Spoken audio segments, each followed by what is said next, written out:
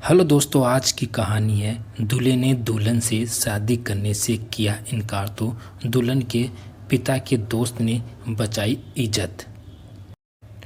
आज श्रीकांत जी की बेटी माही की शादी होने वाली थी, लेकिन शादी के कुछ देर पहले ही लड़के वालों का फ़ोन माही के पिताजी के पास आता है और वो उनसे अचानक ही 10 लाख रुपए मांगते हैं।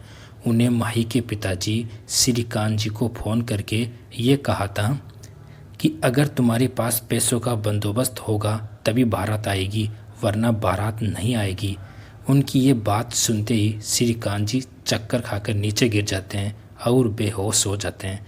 उन्हें देखकर शादी में आए सभी लोग जल्दी से उन्हें संभालने लगे और फिर उनकी बेटी माही भी अपने पिताजी को ऐसी हालत में देखकर रोने लग जाती है और रोते हुए ये कहती है कि प्लीज़ कोई डॉक्टर को बुलाओ। तभी माही के पिताजी का बहुत ही पुराना दोस्त अपनी पत्नी और अपने बेटे करण के साथ वहाँ शादी में बस आया ही था, तो उसने देखा कि उसका जिगरी दोस्त श्रीकांत किसी कारण बेहोश हो गया है।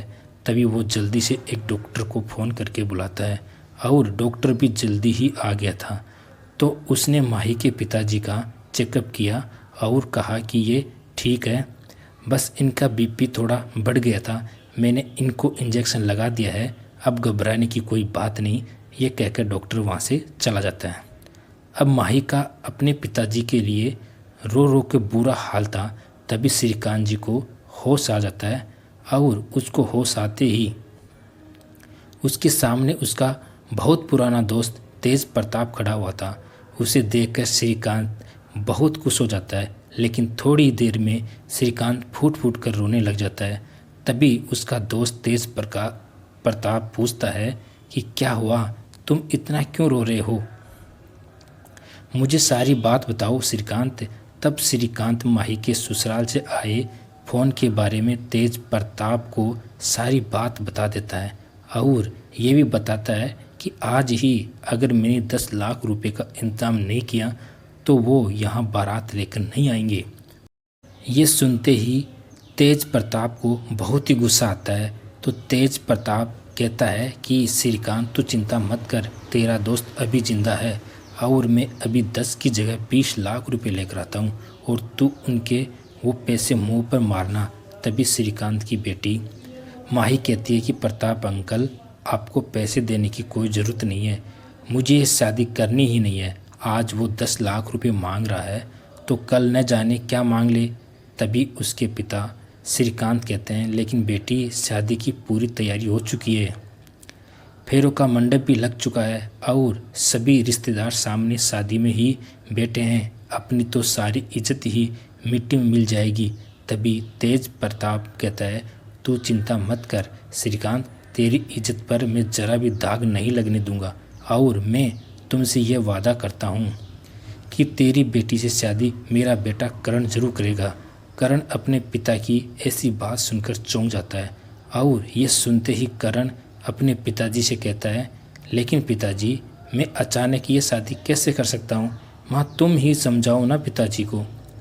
तो करण की माँ सुमित्रा भी उसे माही से शादी करने को ही कहती है और वो करण से ये भी कहती है कि बेटा एक लड़की की इज्जत को समझ, तुझे उससे शादी करनी होगी। तो करण अपनी माँ से गुस्सा होकर कहता है कि माँ, इसकी इज्जत बचाने के लिए इतनी भीड़ में तुम्हें मैं ही मिला, मैं अपनी शादी धूमधाम से करना चाहता हूँ और लड़की भी मेरी पसंद की होगी, मेरे यार दोस्त भी आएंगे और माँ तुम कह रही हो कि मैं माही से शादी करके अपना जीवन बर्बाद कर लूँ। तभी करण के पिताजी करण को समझाते हुए कहते हैं कि बेटा, जिस तरह माही तेरे लिए अनजान है उसी तरह तू भी माही के लिए अनजान है, लेकिन माही ने एक बार भी ये नहीं कहा कि वो तुमसे शादी नहीं करेगी और ऐसी परिस्थितियाँ तो किसी के घर में भी आ सकती है। कल को तेरी बहन की शादी होगी तो ऐसा उसके साथ भी हो सकता है, तब हमारी भी इज्जत कोई ना कोई बचाएगा ही। और ये कहते हुए करण के पिताजी तेज प्रताप जी अपने ही बेटे के आगे हाथ जोड़कर कहते हैं कि बेटा, मेरे ही कहने से तू ये शादी कर ले। और ये कहते ही उनकी आंखों में दुख भरे आंसू आ जाते हैं। पिताजी को हाथ जोड़कर देखकर करण की आंखें भी नम हो जाती है और वो उनके हाथ पकड़ लेता है और कहता है, पिताजी प्लीज़ मेरे आगे हाथ मत जोड़िए, मैं ये शादी कर लूँगा। अब मैं समझ गया हूँ कि एक लड़की की इज्जत सबसे ज़्यादा ज़रूरी होती है। पिताजी। करण की ऐसी बात सुनकर उसके पिताजी तेज प्रताप जी और माही के पिताजी श्रीकांत जी दोनों ही बहुत खुश हो जाते हैं और श्रीकांत जी ने अपने दोस्त तेज प्रताप जी को धन्यवाद कहा और ये भी कहा कि अगर आप न आते तो आज मेरी बेटी की ज़िंदगी ही खराब हो जाती।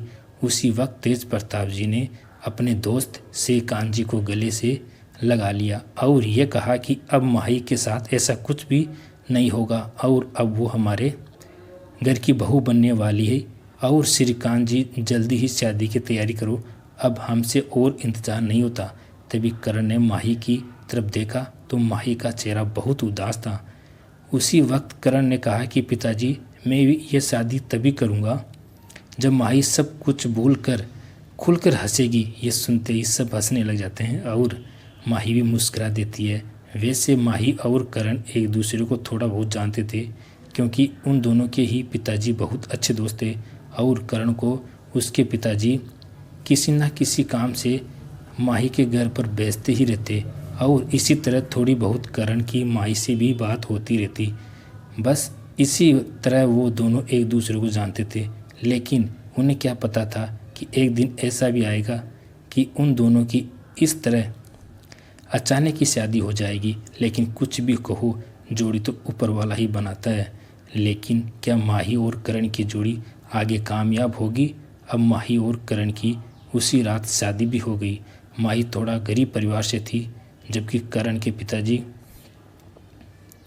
तेज प्रताप जी का मुंबई में एक बड़ा कारोबार था। लेकिन तेज प्रताप जी को अपने पैसों पर बिल्कुल भी घमंड नहीं था और उनकी सोच भी गरीबों के लिए बहुत अच्छी थी।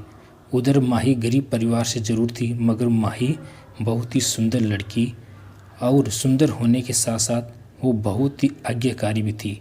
अब माही अपने घर से विदा होकर अपने ससुराल आ गई थी और ससुराल में माही ने कुछ ही दिनों में करण के साथ साथ सबका दिल जीत लिया था और तेज प्रताप जी यानी माही के ससुर भी माही से बहुत खुश थे और करण को भी माही से इतना प्यार हो गया था कि एक दिन उसने माही से यह कह दिया कि माही मैं बहुत खुश नसीब हूँ कि मुझे तुम जैसी पत्नी मिली, वरना न जाने मेरी शादी किससे होती। अब मैं तुम्हें पाकर बहुत खुश हूँ। ये सुनते ही माही शर्माते हुए करण की बाहों में चली जाती है और करण से कहती है, करण मैं भी तुमसे बहुत प्यार करती हूँ और मैं भी खुश नसीब हूँ कि मुझे इतना अच्छा परिवार मिला, वरना न जाने उस दिन मेरी शादी कैसे परिवार में होती। तभी करण माही के होठों पर अपनी अंगुलियां रख देता है और कहता है कि भूल जाओ उस दिन की बातें, अब तुम बस मेरी हो और मेरे होते हुए तुम्हें कभी किसी बात की परेशानी नहीं होगी। और फिर शुरू हो जाता है करण और माही का रोमांटिक रोमांस। धन्यवाद।